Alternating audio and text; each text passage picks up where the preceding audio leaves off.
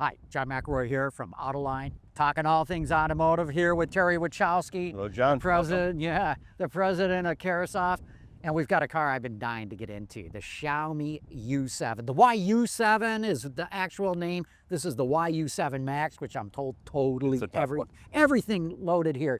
But Terry, what a story. I mean, Xiaomi, this is a company that makes phones and consumer appliances, and they've only been at this a couple of years, and yet everybody in China and much of the rest of the world going crazy over this car. Yeah, it's really pretty remarkable when you think about it. As you said, you're essentially a phone company, a home appliance company, decides to get into the auto business. Their first foray was the SU7, and it caught the world by shock. It's like, wow, this is really nice for your first time out the gate. This is something. Well, then about a year later, now comes the YU7. This is the YU7 Max, and it is really quite an amazing vehicle. So this is you got a lot of attention in the auto industry. Of course, we're a benchmarking company, so we want to get our hands on the first ones so that we can, be disassembling them and understanding what's beneath the skin. It's the engineering in the vehicle, but it's really very popular. John, we were at the IAA over in Germany a couple weeks ago, and we had our booth, Caresoft booth there, and we had a YU7 in our booth. And for 5 days straight, it was flooded with people. I've never seen anything like this.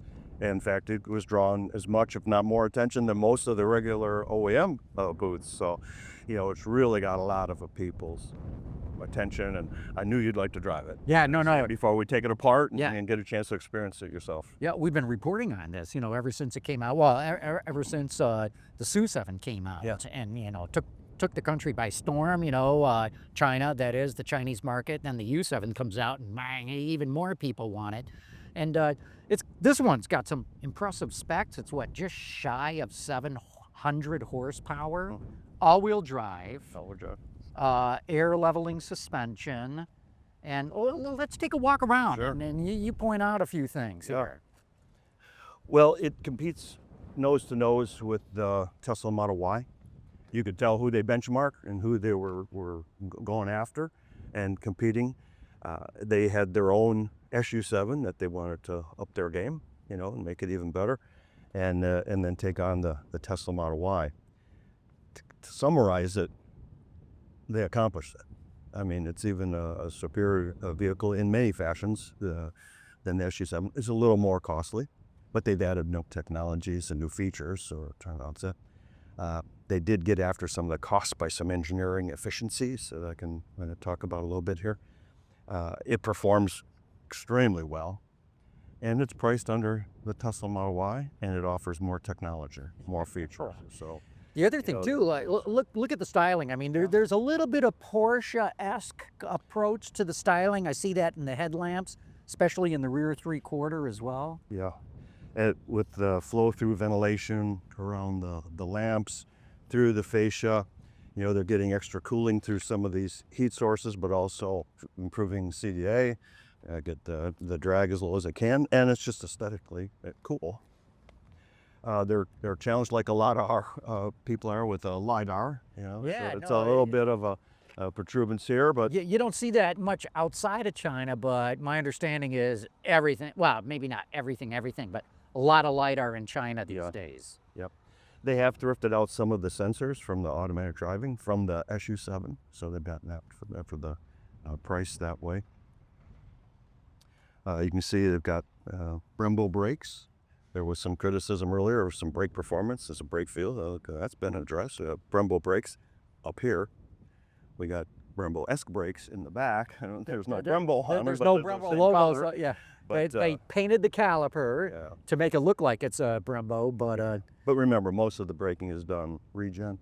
Right. And then the mechanical braking that you really want to do when you're in sport mode is done up here. Yeah. So this is a good application. And giant 21-inch wheels and tires. Michelin tires, too. That kind of surprises me that it's not a Chinese brand tire. No, but I think it lends to the comfort mode in the vehicle. They ride really well, and then in the handling and in the sport mode. I wonder too if it's, is there still some panache of having European Brembo branded brakes, you know, Michelin tires, you know. Carries today. So, A lot of brand. yeah, and very interesting too. Carbon Just fiber. the cap on the Yeah. top of the rear view mirror looks like it's carbon fiber. Yep. So again, to convey to the buyer, like, hey, we're putting good stuff, good materials and components on this car. We're about halfway through disassembly of another vehicle. So we'll be cutting through this and making sure, is that really Is carbon it fiber full or is it full? But is it right? you know, looks good from here. Yeah, The door handles are unique in that they flip in. yeah. Yeah. Let's get the a video clip on that, because Yeah. when you look at the door handles, I thought they were going to be retractable, but Right, that's right. very controversial in China It right is. now too. In the But industry. here you just, it's just like a regular mechanical one. Yeah, it actually tuck itself up, gets out of the way. And Yeah. you just get your hand in there to pull it open. So so you get the look of a retractable handle, but it's not really. Well, you get the retractable. arrow feature. It's clean. You get the look, but it's just flips in. And it's interesting to see the charging port on this, because, you know, somebody like myself who's used to the J1772 or the Tesla Nax one, it don't look nothing like them. I know. We had to come up with some adapters. Yeah. The vehicle is not homologated to U.S. standards right now. So Yeah. it is. In fact, you What were is- saying this car speaks Mandarin. It Doesn't does. speak English. It really doesn't speak. So, I English, mean, you could do all these voice controls with it if you speak Mandarin, but if you don't speak Mandarin, you're out of luck. Yeah, fortunately, we have some of our associates who do, and they can help work on it and show it. But as far as my personal Mandarin, it's really not up to par. Yeah. Let's take a look. How do you open the There's a trunk touch. here? There is a voice activated. If you can speak Mandarin, you can say open the hatch and it'll open. Just like the trunk, you can say open the trunk. So, decent amount of cargo space back here. Now, one of the upgrades from their SU7 is they electrified the seats. So it used to be a manual adjust seat. This has got electrical controls, and you can tell even more focus once again to the back seat passenger to give that, because sometimes the owner is sitting back here. Yeah. Up here. You got to get used to that. That's right. Very nice. And, you know, I like seeing all the detail work and how It's everything's been really finished clean. off here. It's Very, very well clean, thought. executed. It looks like a power strut to open here and just a passive gas strut here. So instead of having two power struts, which most people do, Yeah. they've been able to thrift that. Well, let's take a look inside, because there's a lot to look at in this. So actually, we'll have to get in the car and take a ride, because you can't appreciate all the displays and everything unless they're on and the vehicle going down the road. Yeah. So why don't we hop We in? take it for a ride. Yeah, Okay. and I can drive, Yeah, right? please. Yeah. So Terry, what I really like about this is you've got this nice center screen. We'll get more into that. But in the cowl at the end of the dashboard, you've got this pillar-to-pillar display, which I really like, because number one, you can see it too. It's not just for the driver to be able to see. Anybody can see it. And it's all blacked out. It's very crisp and easy to read, even though it's a very sunny day, very high contrast. It's easy to see, and we've got this little critter that's blinking its eyes at us, and I'm guessing that's some sort of AI avatar that you can talk to, and Unfortunately, make go away. Yeah. This whole panoramic screen is, heads-up display projected. You can see where the IP rolls down. So from your eye lips, you can't see that, but they're projecting up nicely. It terminates right at the hood cut line, so it's really well integrated and just gives such a vivid display. And then you can customize. What do you want, where, what colors do you want it to be? Do you want the little gopher to be here, or go away? All these things that you can tailor. And it's really crystal clear. It really is. yeah, the resolution is great. And as you were pointing out, I mean, this is a company that makes smartphones and other appliances, and this speaks right to what their heritage and capabilities are. Exactly, and focus, right? It's the connectivity of your whole electronic ecosystem, your phone, your infotainment systems, your home, the home appliances, all interconnected.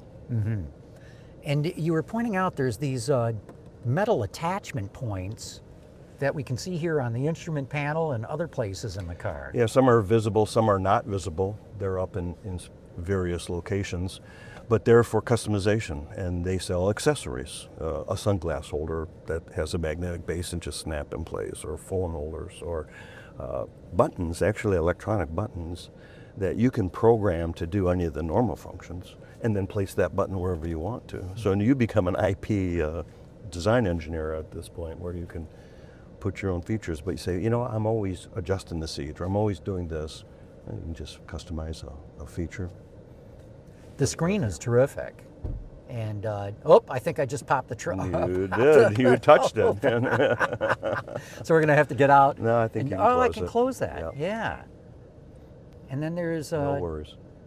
other things that I can touch here too, and I'm just gonna do that and see what the heck happens. Okay, oh, that'll open up the connector for, the battery charger. what's this one do? There goes hatch. the rear hatch, right. Very nice. And very intuitive too.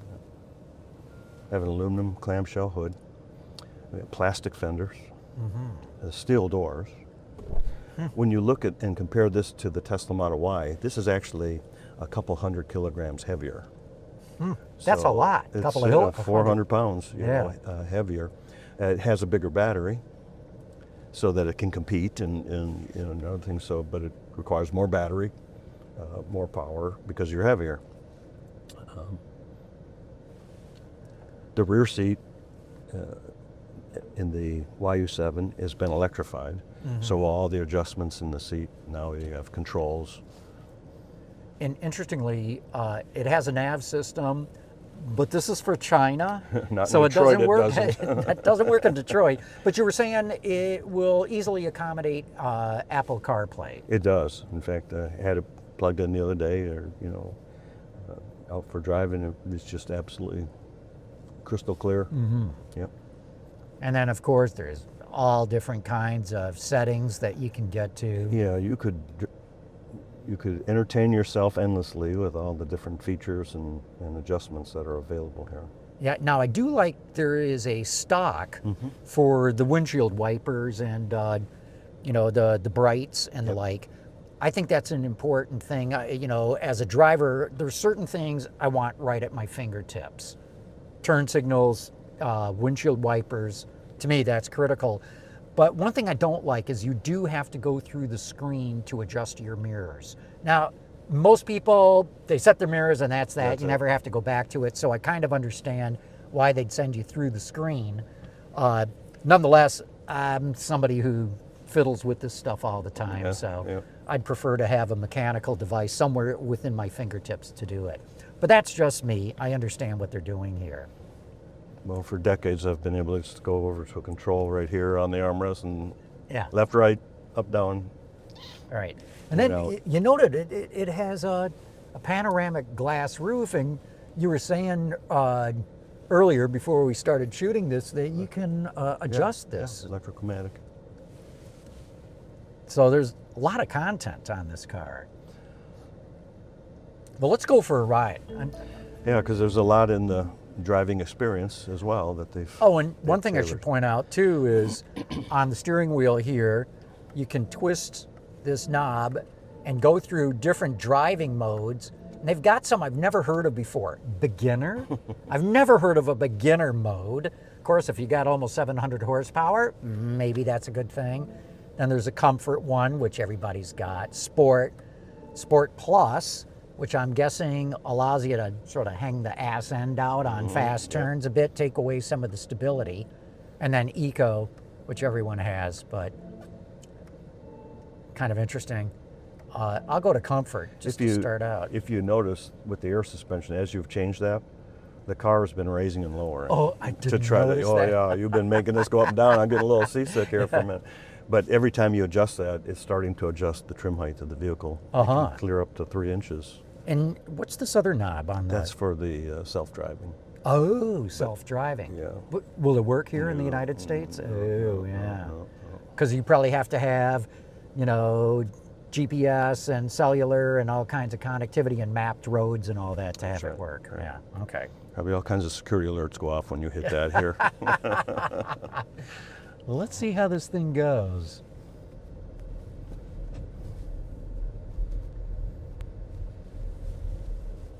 And we're going to come up to a really good test here because there's this some is one of the bumpy roughest pavement. roads Yeah, in very rough Southeast pavement. Michigan right here.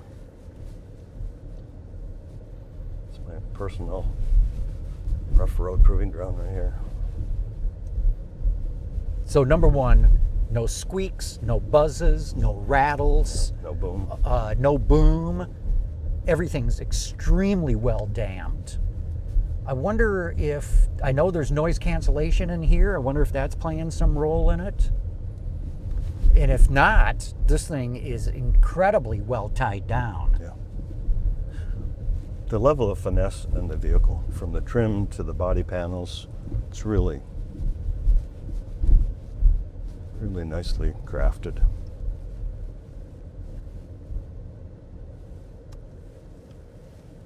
So, can we drive out of here on the road? Sure. Okay. Yeah, you're right out on Plymouth Road. And now once we're on the smooth pavement, oh my gosh, this thing is quiet as a bank vault.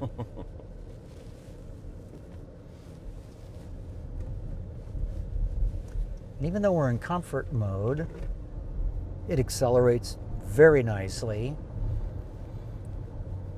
But now I'm going to put it in Sport Plus. And I don't know if the mics will pick this up. Now you're But they've got generating induction pumped-in noise, noise. exhaust noise.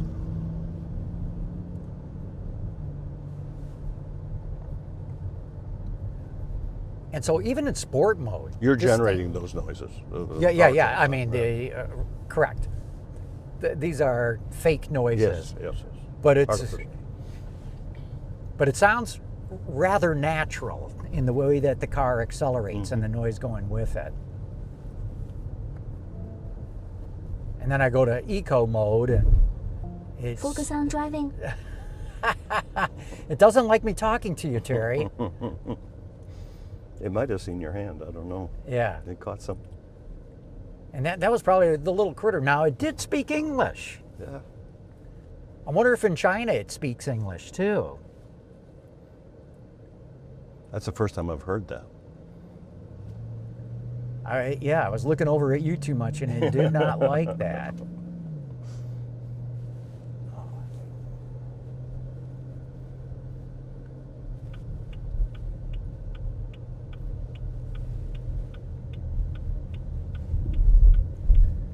So the steering effort is light, but not too light. No, and the valley feel is very, very tight. What do you mean Notice- valley feel? Well, between picking up a torque gradient to the left or to the right, and then in the center, sometimes there's a dull spot right on center.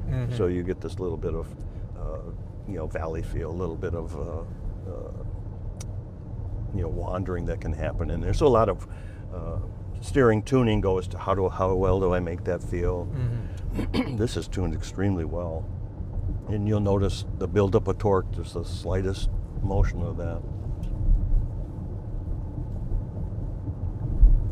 So we're probably not going to get the chance on this little drive to really put it through its paces. Why I'm saying that is, as we go down the road, I mean, this thing just it's got that boulevard ride. It's very comfortable, but I'll bet if we really went around corners very quickly, cornered hard, that would probably stiffen up the suspension immediately. It would, especially when you're in the Sport or Sport Plus mode more and more.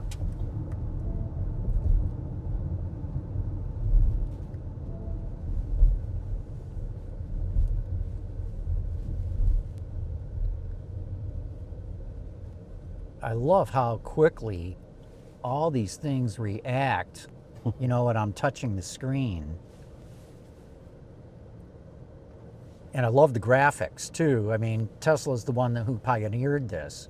But we're getting pretty good graphic definition of the vehicles going by us. One thing that the Model Y does that this doesn't do, and I don't know if you notice it here or not, but when you do a lane change and you signal to the indicator, as soon as you make the lane change on the Model Y, it will cancel. It says, oh, you want to make a lane change? Okay, you did it? Okay, you don't need this anymore. This, if you signal, it's just going to keep on signaling until you cancel it. So let's get it up to some highway speeds. And I've got it in sport mode again, so it's generating some noise. But here's where I'm sure we really appreciate having almost 700 horsepower. And again, it's talking to me in Mandarin, but I think it's Mandarin. saying, I think it says slow down, cowboy. yeah, you're going over the limit there, pal.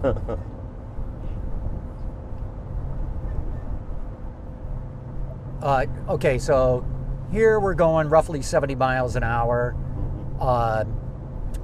Total lack of wind noise. I mean, total lack of wind noise. Even though we got that LiDAR bump on the header here.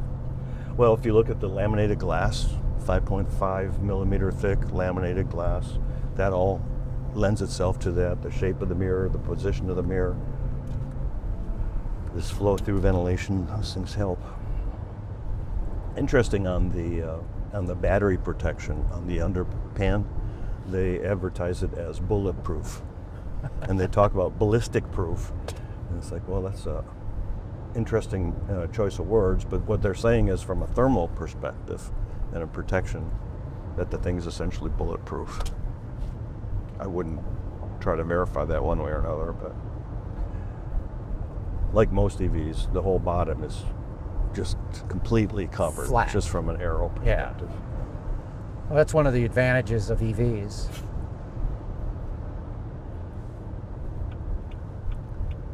So we'll get off here and turn around and head back.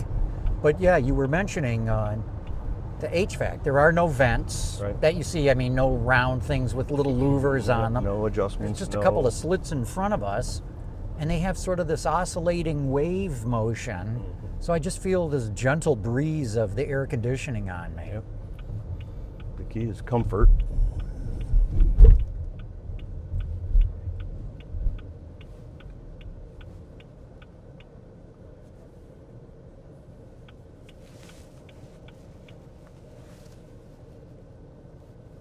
$800-volt battery. Oh, interesting. Over the SU7, they increased the power of the rear motor, primarily through the power electronics. I think the motor is essentially the same, but they've gone to a MOSFET type approach and got more power and run higher RPM out of that rear motor. Another interesting thing they've done, and see, these are areas that the customer doesn't know. They don't care, and they're not willing to pay for some of this stuff. But on the SU7, they had 8 individual low voltage controllers spaced around the vehicle from an electrical architecture perspective. Well, they've been busy integrating some of these low voltage controllers, and they went from 8 control boxes to 5 by integrating the functions. And that's just fewer parts that are being engineered, manufactured, assembled.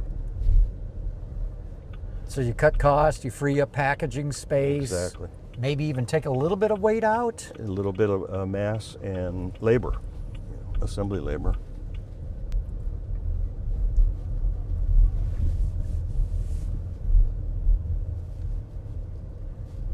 The key really is in integration. The best part is no part. And so as you can get these parts to work harmoniously together, and you get that synergistic effect, that's when you win.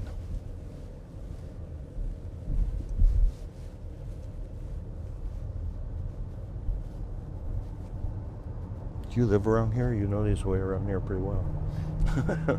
I do.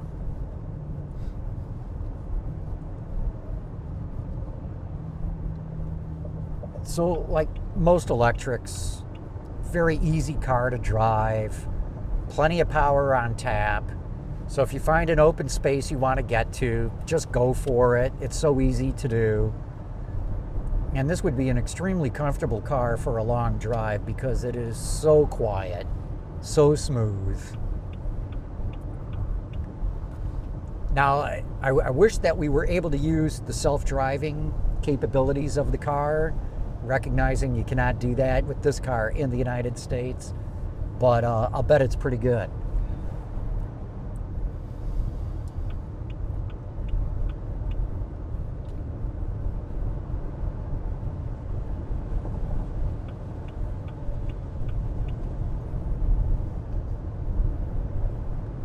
So this is fully loaded. I mean, This is it's the max. all-wheel drive. It's got everything.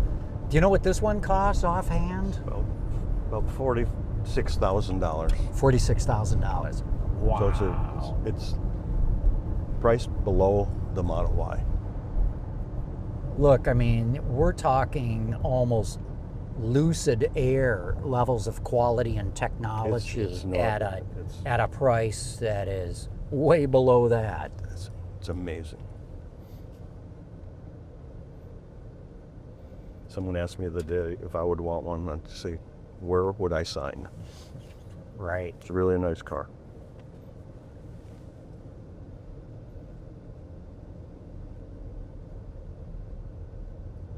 But you're going to cut this car all up then, right? We already have one. Oh, you do? In our Okay. facility in UAE, in Dubai, and we're about halfway through that, and then this one will follow. But for now, it's good to have a model that's whole so that you can compare what am I seeing, how did it come apart, see both ends of the spectrum, and have the opportunity to do some of the evaluations like we're doing now. Mm-hmm.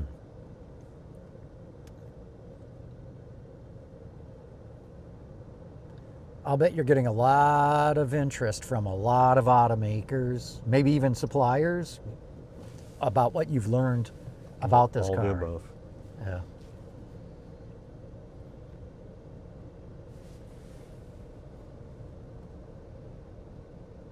Really, in general, the whole China auto industry generates a ton of interest from a benchmarking analysis perspective, and this car in particular of late has really been keenly interesting. Well, as we said at the beginning, it's just amazing that essentially a consumer electronic company can step into the automotive space and hit one out of the park with its first model, and its second model even better. Well, and then come out with a second model within about a year. Right. That's even better. Right. That's pretty unheard of.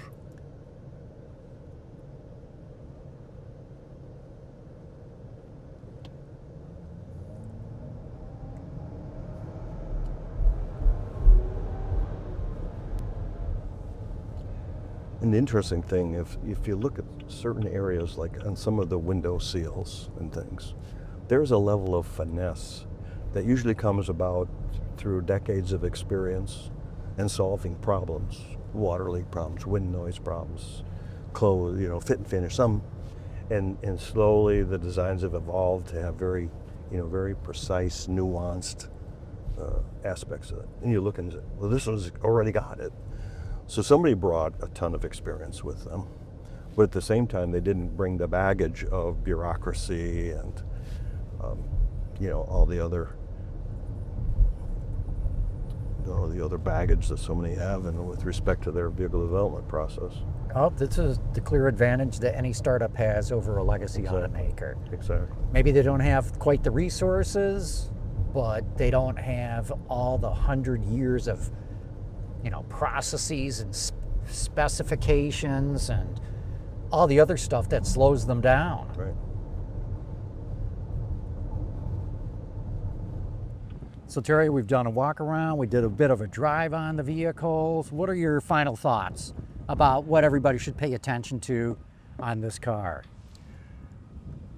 I think what the primary thing to pay attention to isn't necessarily the car, although the car is amazing, but it's the fact how fast this company was able to generate the SU7 and then quickly transform to the YU7, continually driving down cost, increasing performance, features, content, and it's the speed at which they've been able to go.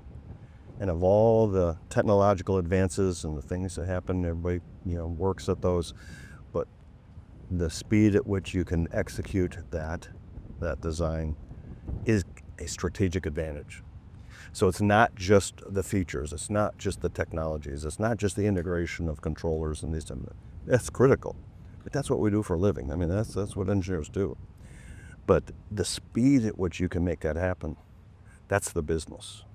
That's the leadership. That's the processes that you follow, or the bureaucratic processes that you don't let be an anchor around your neck. So to me, it is amazing that a vehicle this refined could be generated at the speed that it did, that it can come to market and offer this. So it's once again just showing the level of threat, I think, that exists within the auto industry. Say we've got to be able to do things differently. We need to be able to compete nose to nose, toe to toe, and part of that is the speed of execution. I know that their Xiaomi is scrambling to boost production right now because I think even they were overwhelmed by the demand that they saw. But my understanding is they plan to go to Europe with this car in a couple of years. So, I mean, everybody better wake up. They're not just doing a great job in China. They're going to go after the rest of the world market too. Well, I think you can say that for the whole Chinese auto industry, kind of as a whole. In fact, at the IAA in Germany, the Chinese exhibits were generating probably more attention than local European. So it is quite a threat. Currently here in the United States, you've got a tariff barrier, but how long that happens and will be in place, who knows? At best, it can buy you some time to say, what do we need to do? How do we get positioned to learn and then to take action?